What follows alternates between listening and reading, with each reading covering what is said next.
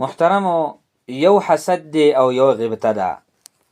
نو حسد کول چا سره دا شریعت کې بالاتفاق حرام دی، په کتاب الله سره او په احادیث سره، په اجماع د امت سره او عقل سره د دې حرمت چې کوم دی هغه ثابت دی.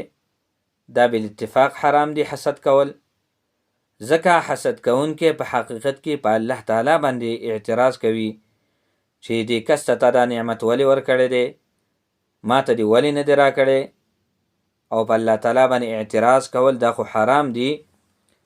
نو حسد دې ته وایي چې یو کس ووایي چې یاره د فلانکي کس ته دغه نعمت ورکړی شوی دی، دغه نعمت د ده نه زایله شوی او ما ته راکړی شولی، یا دغه نعمت د ده نه زایله شولی ختم شي ما ته راکړی شوی، او که نه ما ته دې اړو را نه کړی شي، ما ته دې اړو نه راکوي، خو چې د دې سړي نه زایله شي، د ده نه ختم شي، دا دې ته حسد وایي. یو غیبته ده.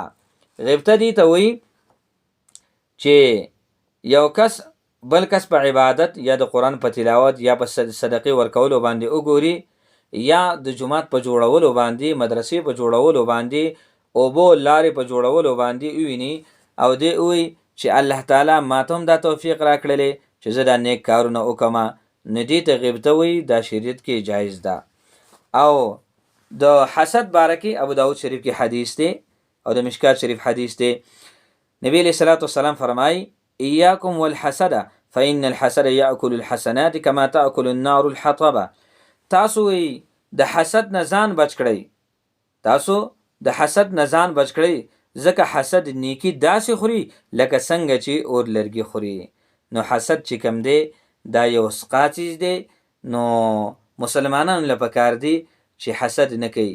بس چې چاته یو نعمت الله ورکړی دی نو هغه له پکار دی چې دا وایي الله تعالی تا دته نعمت ورکړی دی، دا هم ستا بنده دی، دته نور نعمتونه هم ورکه، او پروردګاره زه هم ستا بنده یم، او معلوم چې کوم دی نو دا نعمت راکه، او د ده په نعمت کې نورم برکت واچوه. نو داسې سوال پکار دی، دا بهتر دی.